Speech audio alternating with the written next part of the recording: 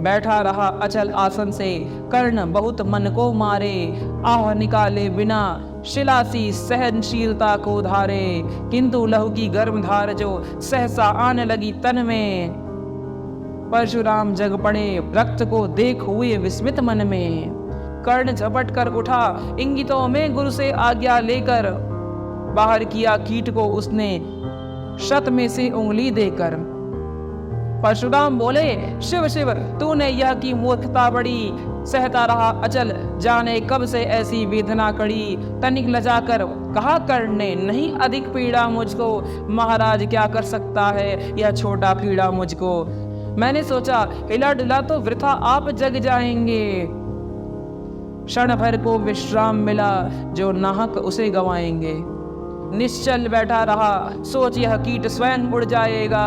छोटा सा यह जीव मुझे कितनी पीड़ा पहुंचाएगा। पर यह तो भीतर धंसता ही गया, मुझे हैरान किया। लज्जित हूं इसलिए कि सब कुछ स्वयं आपने देख लिया। परशुराम गंभीर हो गए, सोच न जाने क्या मन में। फिर सहसा क्रोधाग्नि भयानक भभक उठी उनके तन में। दांत बीस आंखें तरेर कर बोले, कौन छली है तू? ब्राह्मण है या और किसी अभिजन का पुत्र बलि है तू? सहनशीलता को अपनाकर ब्राह्मण कभी न जीता है। सहनशीलता को अपनाकर ब्राह्मण कभी न जीता है। किसी लक्ष्य के लिए नहीं अपमान हलाहल पीता है। सह सकता जो कठिन वेदना, पी सकता अपमान वही। बुद्धि चलाती जिसे तेज का, कर सकता बलिदान वही। तेज पुंज ब्राह्मण तिल तिल कर जले, नहीं यह हो सकता। किसी दशा में भी स्वभाव अपना वह कैसे खो सकता। कसक भोगता हुआ विप्र निश्चल कैसे रह सकता है। इस प्रकार की चुभन वेदना शक्ति यही सह सकता है। तू अवश्य क्षत्रिय है पापी, बता ना तो फल पाएगा। परशुराम के कठिन शाप से अभी भस्म हो जाएगा। क्षमा क्षमा है देव दयामय, गिरा कर्ण गुरु के पद पर। मुख विवर्ण हो गया, अंग कांपने लगे भय से थर थर। सूत पुत्र मैं शूद्र कर्ण हूँ, करुणा का अभिलाषी हूँ। जो भी हूँ पर देव आपका अनुचर अंतेवासी हूँ। छली नहीं मैं हाय, किंतु छल का ही तो यह काम हुआ।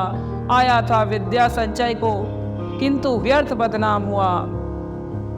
बड़ा लोभ था बनूं शिष्य में, कार्तवीर्य के जेता का। तपोदीप्त शूरमा विश्व के नूतन धर्म प्रणेता का। पर शंका थी मुझे संत का, अगर पता पा जाएंगे महाराज मुझ सूत पुत्र को कुछ भी नहीं सिखाएंगे। बता सका मैं नहीं इसी से प्रभु, जाति अपनी छोटी। करे देव विश्वास भावना और न थी कोई खोटी।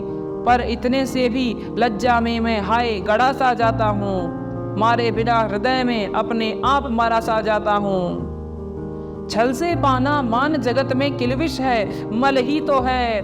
ऊंचा बना आपके आगे सचमुच यह छल ही तो है।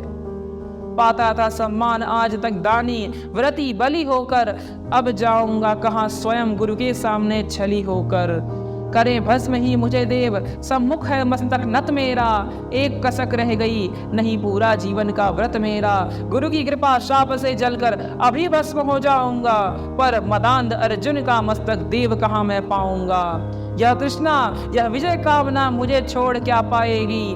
प्रभु अतृप्त वासना मरे पर भी मुझको भरमाएगी। दुर्योधन की हार देवता कैसे सहन करूंगा मैं। अभय देख अर्जुन को मरकर भी तो रोज मरूंगा मैं। परशुराम का शिष्य कर्ण पर जीवन दान न मांगेगा।